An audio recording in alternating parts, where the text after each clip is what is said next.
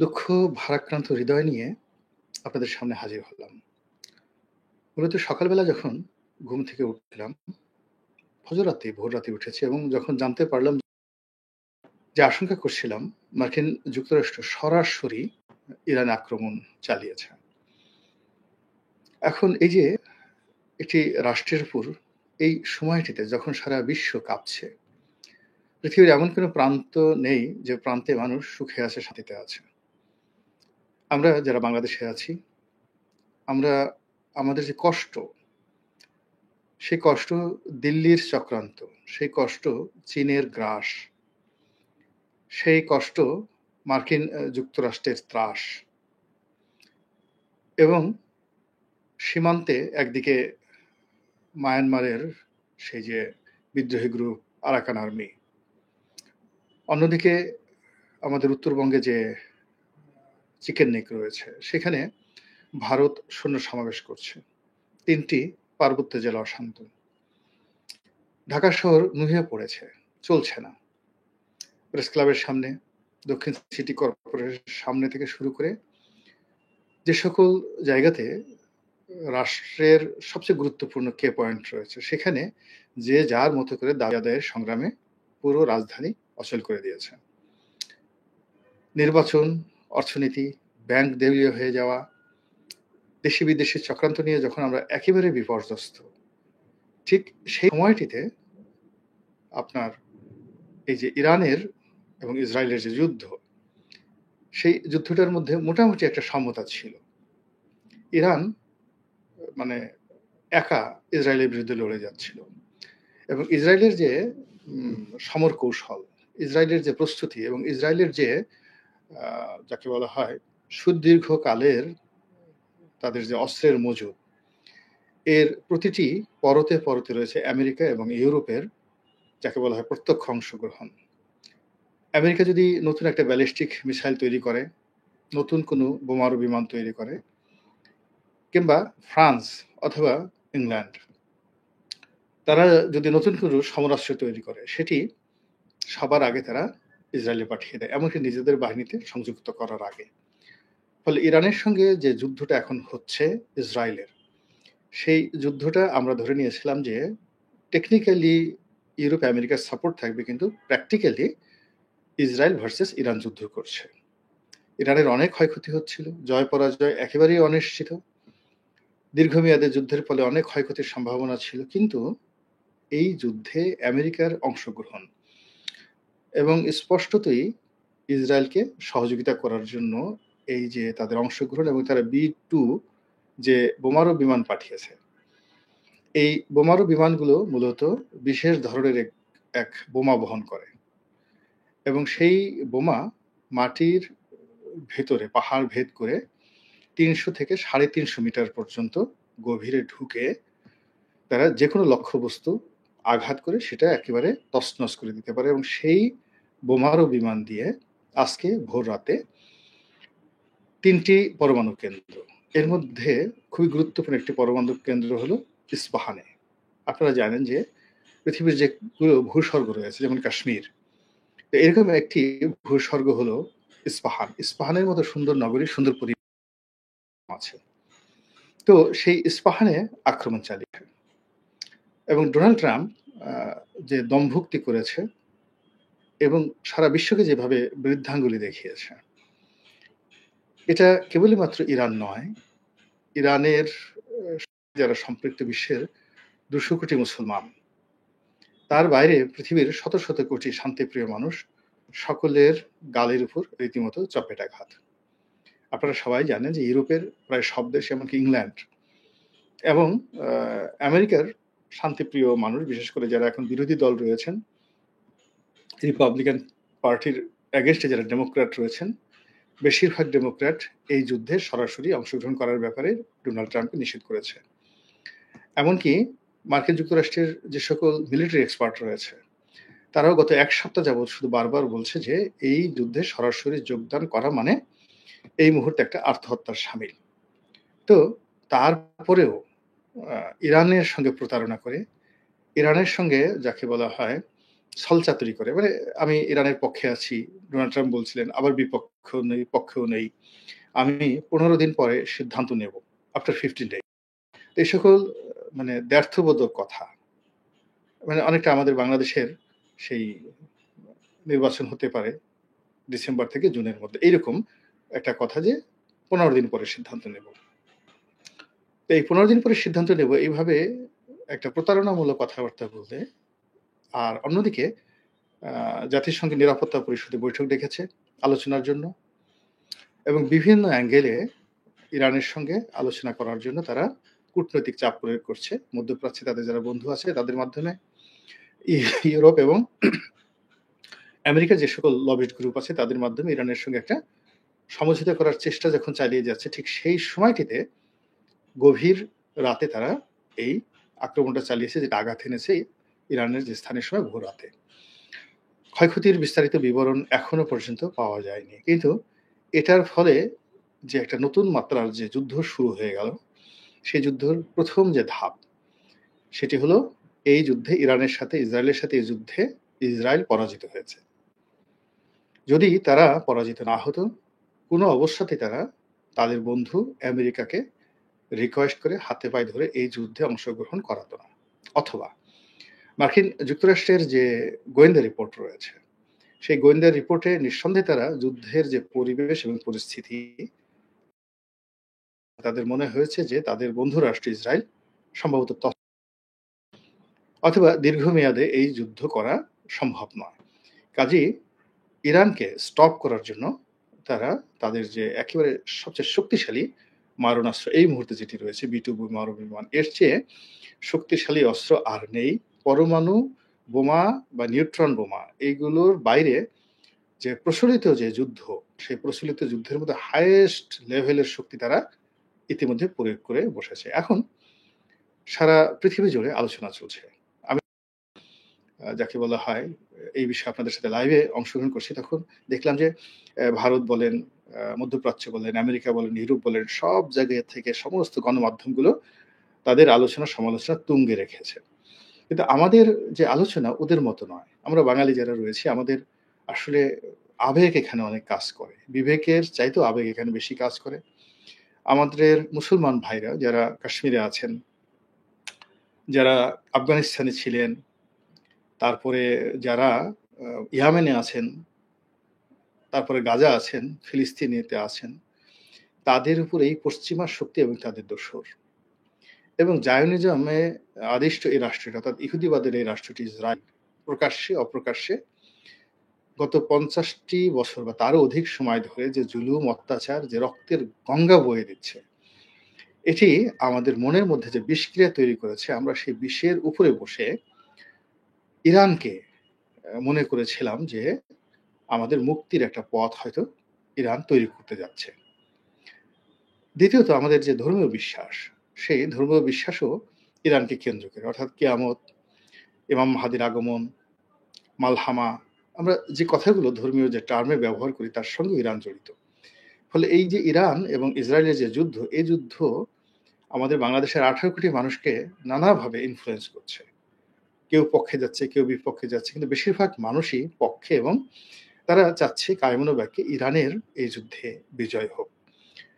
তো এর মধ্যে যখন আমেরিকা আক্রমণ করে বসলো, তখন এটার পরিণতি কোন পর্যায়ে যেতে পারে, সেটি নিয়ে আমি যতটুকু আমার ক্ষুদ্র বুদ্ধি আছে সেটি নিয়ে আলোচনা করব। তার আগে একটু দেখে আসি যে আমার সঙ্গে লাইভে কতজন আছেন। সম্মানিত দর্শক,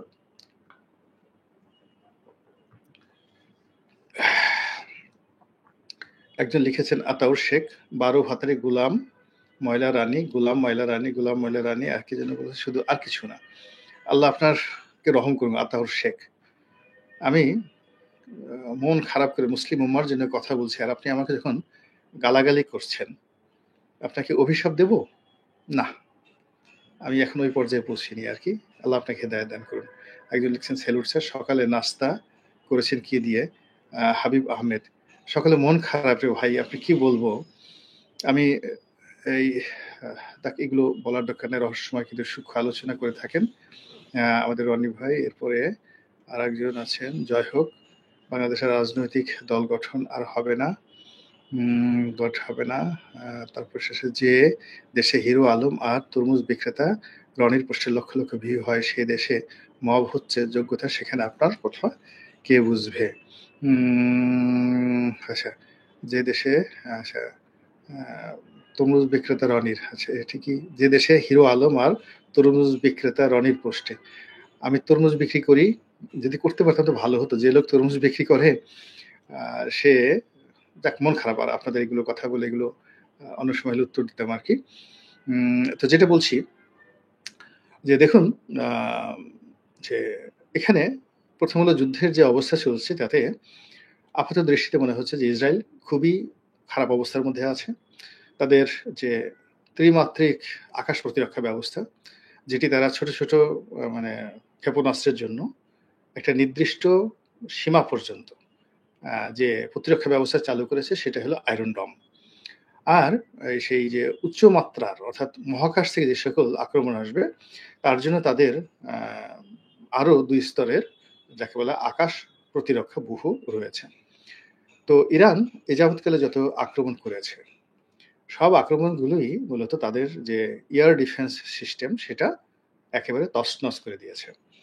এ যাবৎ ইরান যত আক্রমণ করেছে তার 10% মানে 90% যাকে বলা হয় ইসরায়েলের যে প্রতিরক্ষা ব্যবস্থা, আকাশ প্রতিরক্ষা ব্যবস্থা, সেই আকাশ প্রতিরক্ষা ব্যবস্থা ধ্বংস করতে পেরেছে।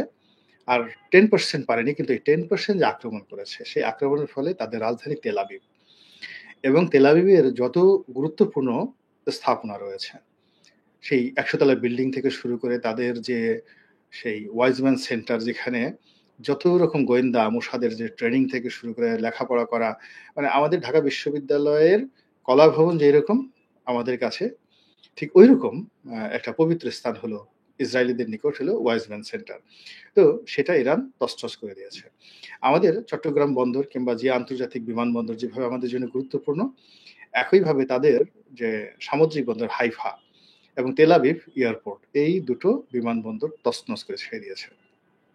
এবং এখানে রাডার সিস্টেম থেকে শুরু করে তাদের যে উড্ডয়ন ক্ষমতা আ যেটা সিভিল এভিয়েশন রয়েছে, বেসামরিক বিমানগুলো উড্ডয়ন করার ক্ষমতা, এটি এখন আপাতত নেই। এরপরে এই যুদ্ধে ইতিমধ্যে হুতি যারা আছে তারা আমেরিকার সঙ্গে একটা চুক্তি করেছিল যে তারা আর আমেরিকান জাহাজে বা ইউরোপগামী কোনো জাহাজে আক্রমণ চালাবে না ভূমধ্যসাগরে। কিন্তু এই যুদ্ধের ফলে মানে ইসরায়েল এবং ইরানের যুদ্ধের ফলে হুতিরা ঘোষণা দিয়েছে যে তারা এখন আর বসে থাকবে না। তারা রীতিমতো যুদ্ধ ঘোষণা করেছে। অন্যদিকে আ সেই যে হামাস, হামাসও তাদের তৎপরতা কিন্তু বৃদ্ধি করে ফেলেছে। ইরাক এবং অন্যান্য এলাকাতে যে ইরানি যারা প্রক্সি ওয়ার চালাতো, তারা সর্বশক্তি নিয়ে মাঠে নামছে। প্লাস ইসরায়েলে যে সমস্ত সিরিয়াতে যে সমস্ত গ্রুপ ছিল, তারাও সেখানে আ যাকে বলা হয় তাদের তৎপরতা শুরু করেছে এই আজকে সকাল থেকে। এবং আজকে সকালে রীতিমতো সরাসরি এই যুদ্ধে অংশগ্রহণ করার জন্য থ্রেট দিয়েছে মিস্টার ভ্লাদিমির পুতিন। এবং তিনি তার যে বক্তব্য ইংরেজিতে অনুবাদ শুনছিলাম, তিনি খুব আকার ইঙ্গিতে ডোনাল্ড ট্রাম্প এবং আমেরিকাকে যে কথাটা বলার চেষ্টা করছেন যে, এই আক্রমণ তারা যেভাবে করেছে এখন ইরানের সঙ্গে তাদের যে চুক্তি, তাদের যে পার্টনারশিপ রয়েছে, স্ট্র্যাটেজিক পার্টনারশিপ রয়েছে, সেই পার্টনারশিপে তাদের অংশগ্রহণ করাটা তাদের জন্য এই মুহূর্তে জরুরি হয়ে পড়েছে। অন্যদিকে তুরস্ক খুব যাকে বলা হয় এখানে খম্বিতম্বি দেখাচ্ছে। এর কারণ হলো ইরানের যে সমস্যাগুলো, এই সমস্যাগুলো অর্থাৎ ইরান যদি ভেঙে যায়, আ আয়াতুল্লাহ আলী খামেনি যদি মারা যায় এবং বর্তমান যে শিয়া রাষ্ট্র রয়েছে, এটা যদি আ না থাকে, রেজিমটা যদি চেঞ্জ হয়, তাহলে সেখানে প্রথমত গৃহযুদ্ধ শুরু হয়ে যাবে। এবং সেই গৃহযুদ্ধ শুরু হওয়ার সঙ্গে, সঙ্গে ইরানে ৬ থেকে ৭ টি ছোট, ছোট রাষ্ট্র হয়ে যাবে বা রাজ্য হয়ে যাবে। তো এখানে সেই সমস্যা শুধু ইরানে থাকবে না। সেই সমস্যা অর্থাৎ ইরানের মধ্যে যে কুর্দি রয়েছে, সেই কুর্দিরা মূলত ২ টো রাষ্ট্র অর্থাৎ ইরাকের মাটিতে একটা রাষ্ট্র করতে চাচ্ছে। ইরান এবং ইরাকের সাথে যে সীমান্ত সেখানে একটা কুর্দি রাষ্ট্র করতে চাচ্ছে। আরেকটা কুর্দি রাষ্ট্র করতে চাচ্ছে সিরিয়া এবং তুরস্কের সঙ্গে। তো সেক্ষেত্রে সিরিয়া, ইরাক, তুরস্ক এই সমস্যার মধ্যে পড়বে এবং তাদের মানে কোনো অবস্থাতেই ইরানের এই যে ভঙ্গুর অবস্থা, এই ভঙ্গুর অবস্থার ফলে এই রাষ্ট্রগুলোর মানচিত্র পরিবর্তন হয়ে যাবে। অর্থাৎ ইরাকের মানচিত্র পরিবর্তন হবে, আবার তুরস্কের মানচিত্র পরিবর্তন হবে এবং সিরিয়ার মানচিত্র পরিবর্তন হবে সরাসরি উইদিন জাস্ট বলা হয় ১ মাসের মধ্যে। দ্বিতীয় যে সমস্যাটা হবে, দ্বিতীয় সমস্যাটা হবে যে ইরানের সঙ্গে আফগানিস্তানের যে সীমান্ত রয়েছে, সেই সীমান্তে অর্থাৎ আফগানিস্তানকে সৈন্য সমাবেশ করে ইরানের ওই অংশ দখল করতে হবে, অথবা ইরানের যে সে গোষ্ঠী রয়েছে, সশস্ত্র গোষ্ঠী রয়েছে, তারা আফগানিস্তানের সীমান্তবর্তী ওই এলাকা দখল করে নেবে এবং বিশেষ করে পাকিস্তান পড়ে যাবে মারাত্মক বিপদে। পাকিস্তানের এমনি জানেন যে তারা সেখানে স্বাধীন যে বেলুচিস্তান এই আন্দোলন তারা করে আসছে। তো সেই স্বাধীন বেলুচিস্তানের আন্দোলনটা মানে ভারত পাকিস্তান যুদ্ধের সময়টিতে তারা তো স্বাধীনতা ঘোষণা করে বসেছিল এবং এখন সেখানে দমন-পীড়ন চলছে। এর কারণ হলো আমেরিকার সরাসরি হস্তক্ষেপে ভারত পাকিস্তান যুদ্ধ বন্ধ হয়েছে। কিন্তু যদি এই দফায় ইরানের পতন ঘটে, তাহলে আরেকটি ভারত পাকিস্তান যুদ্ধ এবং তার সঙ্গে, সঙ্গে পাকিস্তান কোনো অবস্থাতেই তাদের যে বেলুচিস্তান যে এলাকাটা সেটা রাখতে পারবে না। এরপরে যেটা হবে সেটা হলো রাশিয়াতেও সমস্যা হবে। রাশিয়ার যে ইউক্রেন যুদ্ধ, সেই ইউক্রেন যুদ্ধে এখন যে একটা ভারসাম্য রয়েছে, তো এখানে ইরানের পরাজয় মানেই আ ইউক্রেনের বিজয়।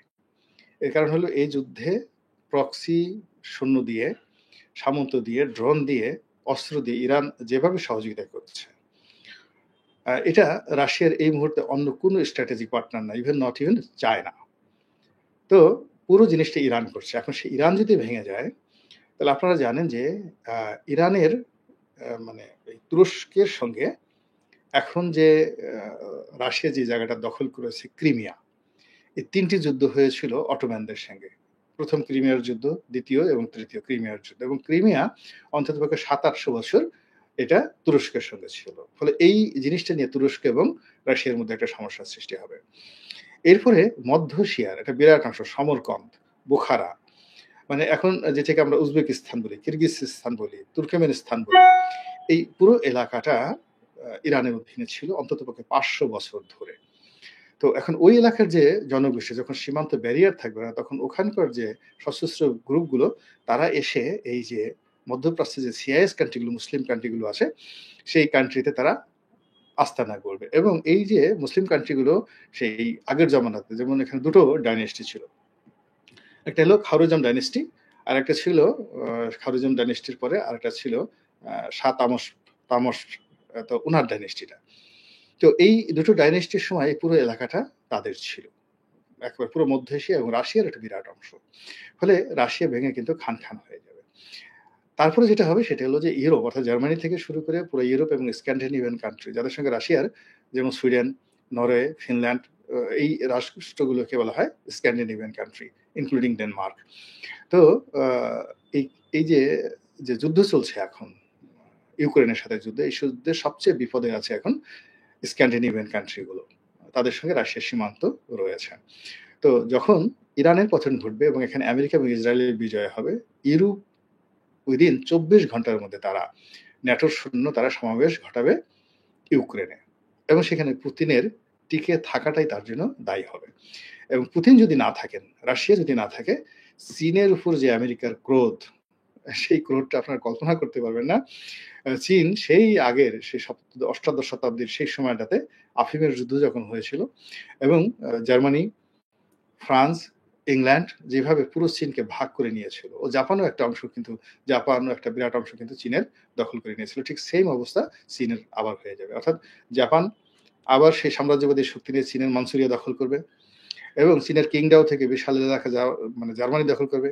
সাংহাই থেকে বিশাল এলাকা এরা এই ইংল্যান্ড দখল করবে। হংকং, শেনজেন, গুয়াংজো এই যে এলাকা, এই এলাকা সব সে আগের মতো ইংল্যান্ড দখল করে ফেলবে। আর আমেরিকা পেছন থেকে বসে শুধু ব্যবসা করবে আর টাকা গ্রহণ করবে।